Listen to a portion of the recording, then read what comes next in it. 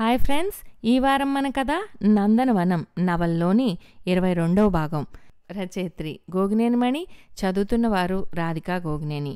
మరి 22వ భాగంలోకి వెళ్లే ముందు ఇప్పటిదాకా జరిగిన కథ ఏమిటో ఒకసారి చూద్దామా. శ్రీపురంలోని పెద్దలు కొందరు సుబ్బయ్య గారు చేస్తున్న మంచి పనులు చూసి ఓర్వలేక కక్ష సాధింపుగా మనుషుల్ని పంపి బెదిరించటమే కాకుండా ఒంటరిగా ఉన్నప్పుడు చేసుకుంటారు. దెబ్బలతో ఇంటికి వచ్చిన సుబ్బయ్య గారిని చూసి శ్రీవల్లి కలవరపడుతుంది. అయితే రామం మాత్రం సుబ్బయ్య గారి శ్రమ వృధా పోలేదని, ఊరిలో కులమతాల వ్యత్యాసం బాగా అంతరించిందని తండ్రిని పొగుడుతాడు. అంతేకాకుండా రామం తాతగారు కూడా సుబ్బయ్య గారు అరుగురబడి అయ్యవారి మనవడని నిరూపించుకున్నాడని ప్రశంసించారని చెబుతాడు. ఆ తర్వాత ఏం జరిగిందో 22వ భాగంలో వినండి. విన్నారుగా, ఇక కథలోకి వెళ్దామా. నందనవనం సీరియల్లోని 22వ భాగం. రామం అవునన్నట్లు తల ఊపగానే సంతోషంగా శ్రీవల్లి వైపు చూసి, చూసావా లచ్చిందేవి, నా పేరు సుబ్బరాయ శర్మగా చెప్పుకునే అర్హతను మా నాన్న దృష్టిలో సంపాదించగలిగాను అన్నాడు. అవును, ఈ విషయంగా నాకు ఆనందంగానే ఉంది గాని మనం తెలుసుకోవాల్సిన చిక్కుముడి ఇంకా విడివడలేదుగా, అది మాత్రం అలాగే ఉంది అంది శ్రీవల్లి. అదేం పర్వాలేదు, నాకు ఆలోచన ఉంది, తెలుస్తుందిలే అన్నాడాయన. ఏంటది, చెప్తేయే?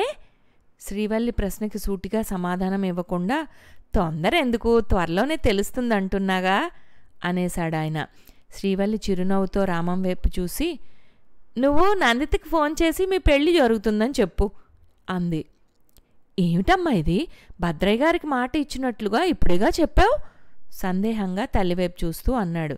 నిజమేరా, కానీ అనుమానాలన్నీ తీరిపోయాయిలే. నేను ఏం అనుకుని నందుతో నీ పెళ్లి నీ వద్దనుకున్నానో అది నిజం కాదని తెలిసిందిలే.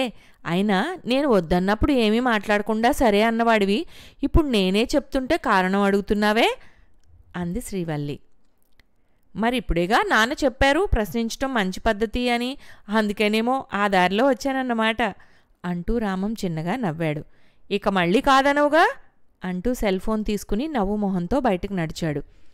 ఆయన కొంచెం చిరాకుగా శ్రీవల్లి వైపు చూసి, నువ్విలా చేయటం ఏమీ బాగలేదు.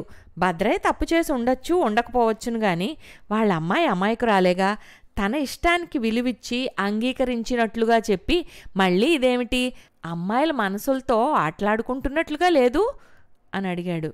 శ్రీవల్లి నిట్టూర్చింది. అంతకు ముందు రోజు జరిగిన సంఘటన చెప్పింది.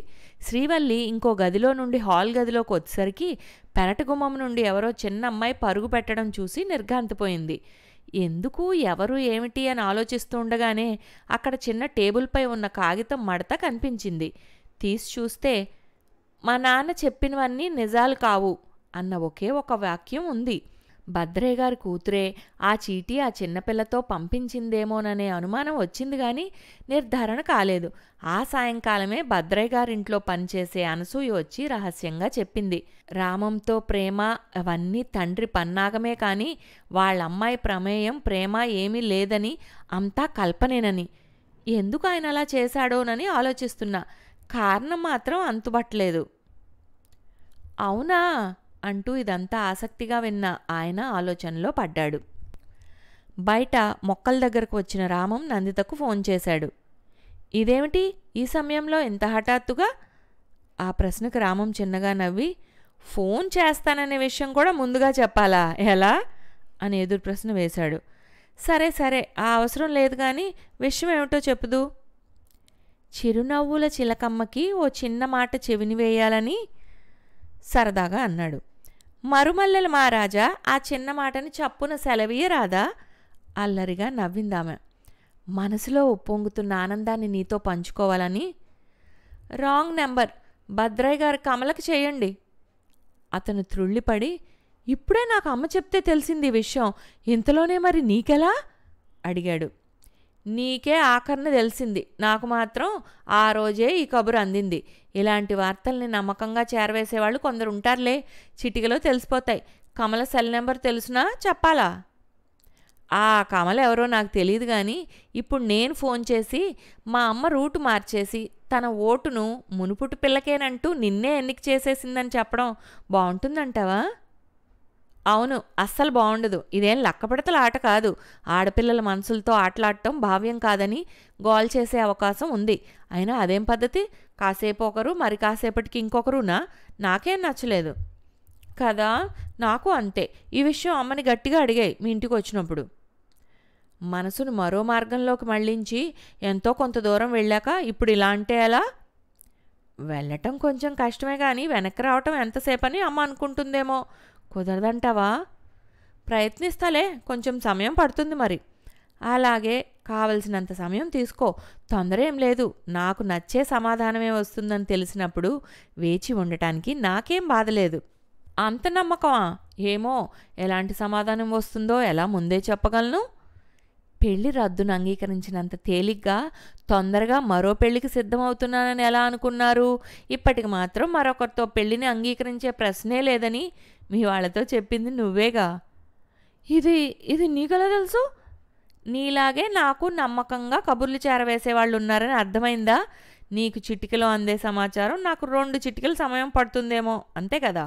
అయినా నందు, నువ్వు అమ్మని ఆ రోజే ఎందుకు, అదే ఇప్పుడు నువ్వు అన్నమాటని ఆడపిల్ల మనసుతో ఆటలేమిటని అడగలేదే? మా పెళ్లికి అంగీకారం తెలిపి ప్రేమను ప్రోత్సహించి ఇప్పుడు హఠాత్తుగా మనసు మార్చుకుని వీల్లేదంటే ఎలా అని కోపం తెచ్చుకోలేదే? ఎందుకని?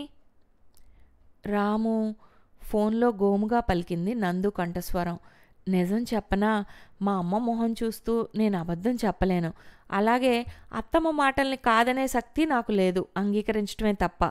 పైగా అత్తమ్మ మాటని శిరసావహించే అవకాశం దొరకటం నాకెంతో గౌరవప్రదమైన విషయంగా అనిపించటం అంత బాధలోనూ రవ్వంత ఆనందాన్ని కలిగించింది. తెలుసా, వినటానికి విచిత్రంగా ఉండొచ్చు కానీ నిజం మరి. అందుకని ఇప్పుడు మళ్ళీ అంగీకరించడానికి కొంచెం సమయం కావాలన్నాననే మాట మాత్రం అత్తమ్మతో చెప్పకే. అసలే నువ్వు అమ్మ కూచివిగా వెంటనే చెప్పేస్తావని అనుమానం వచ్చిందిలే. రామం సరదాగా నవ్వేశాడు. చెప్పను గాని నేను అమ్మ కూచినే నన్ను ఒప్పుకుంటాను. మరి నువ్వు నాన్న కూచివా? కాదు. మరి? నేను ప్రేమ కూచిని. ఎవరు ఆపేక్ష చూపించినా వాళ్ళ పక్షమై ఆ ప్రేమకు దాసోహం అయిపోతాను కాబట్టి అలా అంటున్నాను. అంటే నేను త్వరగా పార్టీలు మార్చేస్తుంటానన్నమాట. ఆఖరుకు మా ఇంట్లో నా పనులు చేసి పట్టే మళ్ళీ ఆదరంగా పలకరించినా నేను పులకించి ఆ ప్రేమాభిమానాలకు చలించిపోయి అందరికంటే తనే నాకు ముఖ్యమైన వ్యక్తిగా అనిపిస్తుంది ఆ క్షణం. అర్థమవుతుందా నేను చెప్తుంది? చక్కగా అర్థమైంది. నువ్వు త్వరలోనే మా ఇంట్లో అందరు కూచిగా మారిపోతావని. అప్పుడు అది నా ఇల్లు కూడా కదా, మన ఇల్లు అనాలి. నేను ప్రేమకు బందీనని చెప్పానుగా. అమ్మా నాన్నలంతగా అభిమానించే అత్తామామలు, అమితంగా ప్రేమించే రాముడు లాంటి తమరు, ఈ జీవితానికి అంతకన్నా ఏం కావాలి? అంటూ సరదాగా దీర్ఘం తీసిన నందు ఒక క్షణం ఆగి, అవును, మీరెక్కడున్నట్లు అని అడిగింది. ఇంట్లోనే. ఏ అంటే మన మాటలు పెద్దవాళ్ళు వినటం అంత బాగుండదని అంటూ నసికింది. అమ్మ వాళ్ళు లోపల గదిలో ఉన్నారులే. ఇక్కడ మాత్రం నాకు ఇరువైపులా ఇద్దరు నా వైపే చూస్తూ ముసిముసి నవ్వులు నవ్వుతూ ఒక్కోసారి నోరారా ఫక్కుని నవ్వినట్లుగా, అబ్బా ఎంత ముద్దుగా. అతని వర్ణన పూర్తి కాకముందే నందు కంఠంలోకి చిరాకు వచ్చింది. వర్ణనికి చాలు గాని వాళ్ళెవరు? మిమ్మల్ని చూసి నవ్వటం ఎందుకు? అది చెప్పు ముందు. సరదాగా నవ్వేశాడు రామం. నువ్వు వద్దన్నా గాని నాకు వర్ణించాలనే అనిపిస్తోంది. తనివి తీరటం లేదు. ఏం చేయను? ఎర్రెర్రని పసుపు పచ్చని ఆ రంగుల సొగసును చూపులతోనే ఆస్వాదిస్తూ, ఓహ్ ఎంత మధురమైన అనుభూతి. అంటే నాకు సరిగ్గా అర్థం కావటం లేదు. నీ మాటల్లో ఏదో మర్మం ఉందని అనుమానం కలుగుతోంది. ఇంటి బయటకు వచ్చి అరుగు మీద కాళ్లను క్రిందకు వేలాడేసి కూర్చున్నా.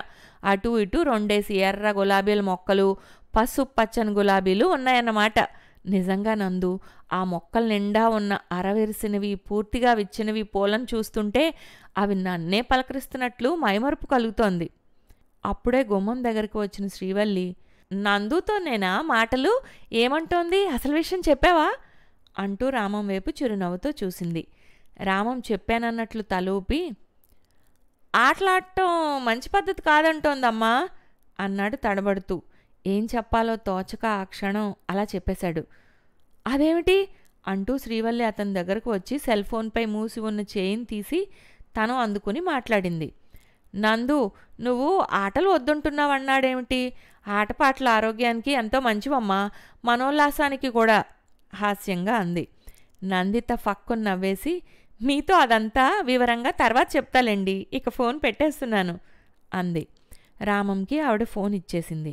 నీ మొహంలోని ఆనందం చూస్తుంటే నేనెంత పొరపాటు పనిచేశానో ఇప్పుడు అర్థమైందిరా. రామం కొంచెం సిగ్గుగా, ఏమిటమ్మా వేళాకోళం చేస్తున్నావా అన్నాడు నసుకుతూ. వేళాకోళం ఎందుకు, పిల్లల ముచ్చట్లే పెద్దవాళ్ళకి ఆనందం. నేనెంత పొరపాటు చేశానో కూడా నాకు తెలిసి వచ్చింది. ఎలాగో సరి చేసుకోగలిగే అవకాశం వచ్చింది కాబట్టి మనసు తేలిగ్గా ఉంది అంటూ శ్రీవల్లి లోపలికి వెళ్ళిపోయింది. రామం మళ్ళీ వెంటనే నందుకు ఫోన్ చేశాడు. ఏంటి అలా హఠాత్తుగా పెట్టేశావే? బాగుంది, ఏం చేయను మరి, మా మధ్య పోట్లాట పెట్టాలన్నట్లుగా అలా చెప్పడం ఏమిటి? నాకు అత్తయ్యతో పోట్లాడాలని ఉండదు, నీతో పోట్లాడటమే సరదాగా ఉంటుంది గాని. చిన్నగా నవ్వింది. అలాగే అయితే పర్వాలేదు, మా అమ్మ కూడా అదే అంటూ ఉంటుంది. సీరియస్గా కాకుండా సరదాగా సాగే తగాదాలే సంసారంలో సంతోషాన్ని నింపుతాయట. అవును, అది అత్తయ్య స్వానుభవమే అయ్యుంటుంది. అప్పుడప్పుడు మీ నాన్నగారిని ముద్దుగా అత్తయ్య విసుక్కోవటం నేను చూశాను.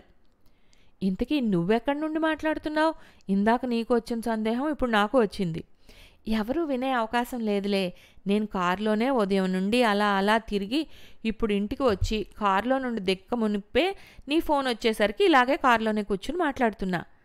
ఒంటరిగా వెళ్ళావా కారులో షికారుకి? అవును గాని నాకు మాత్రం ఒంటరిగా వెళ్తున్నట్టు అనిపించలేదు. ప్రకృతిని వెంటబెట్టుకుని వెళ్తున్నట్లుగా హుషారుగా అనిపించిందిలే. చెట్టు చేమల్ని చూస్తూ పిట్టల కిచకిచలను వింటూ ప్రయాణం ఎంత బాగుందో. ప్రకృతే మనకు గొప్ప పాఠ్య గ్రంథం అనుకోవచ్చు కదూ. నాకు వర్ణించడం రాదు కాబట్టి మనసుకు తోచింది చెప్పేస్తున్నాను అంతే.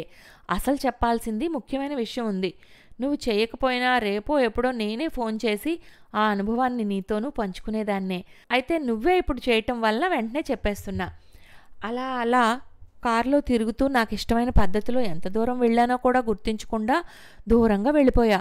ఆకలి వేస్తుంటే అప్పుడు ఎక్కడైనా హోటల్ ఉంటుందేమోనని చూశాను, కానీ ఏం లాభం లేదని తెలిసిపోయింది. నిర్మానుష్యంగా ఉన్న ప్రదేశానికి ఊరవతలకి వచ్చేశానని అర్థమైంది. దూరంగా చిన్న పాక కనిపిస్తుంటే అటువైపు వెళ్ళాను. ఒక పెద్దావిడ ఇంటి ముందు గిన్నెలు కడుక్కుంటుంటే ఆ చుట్టుపక్కల ఏదైనా హోటల్ ఉందేమోనని వాకప్ చేశాను.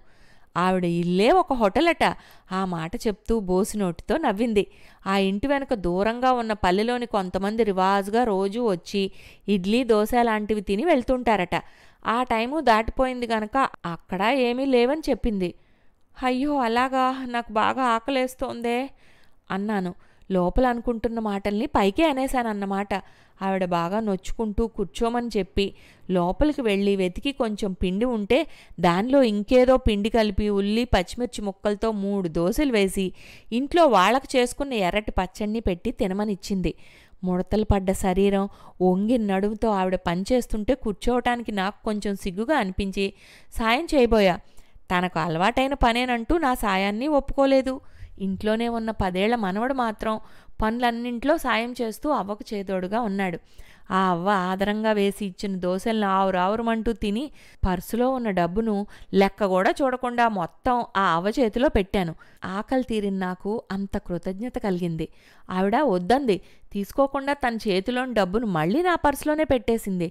ఈ వయసులో ఇంత కష్టపడి అన్నీ అయిపోయినా కాదనకుండా చేసి పెట్టి డబ్బు తీసుకోకపోతే ఎలా అవ్వా అన్నాను. మా భుక్తి కోసం హోటల్ నడుపుతున్నాం. రోజు అందరికీ టిఫిన్లు పెట్టి డబ్బు తీసుకునేది నిజమే కానీ ఇప్పుడు మాత్రం నీ నోటి వెంట వచ్చిన ఆకలి అనే మాటకే చేసి పెట్టాను. బిడ్డ ఆకలి తీర్చేలా పెట్టగలగటం అమ్మకి ఎంత ఆనందంగా ఉంటుందో తెలిసినా అమ్మ. అలాంటి ఆనందం కోసమే నీకు ఇలా చేసి పెట్టగలిగాను అనుకో అంది. భుక్తి కోసం ఆ వయసులో కూడా రోజంతా శ్రమపడే అవ్వ డబ్బును కాదంటం నాకు చాలా విచిత్రంగా అనిపించి విస్తుపోయాను. ఆకలి అనే మాట నా నోటి వెంట రాగానే ఆమెలో చురుకు వచ్చింది. ఆమె మనసును కదిలించింది. లేని ఓపికను తెచ్చుకుని నా ఆకలిని తీర్చే పని చేపట్టింది. ఆమె శరీరంలో జవసత్వాలు లేవు. ధీమానిచ్చే ఆస్తిపాస్తులు వాళ్ళకి లేవు.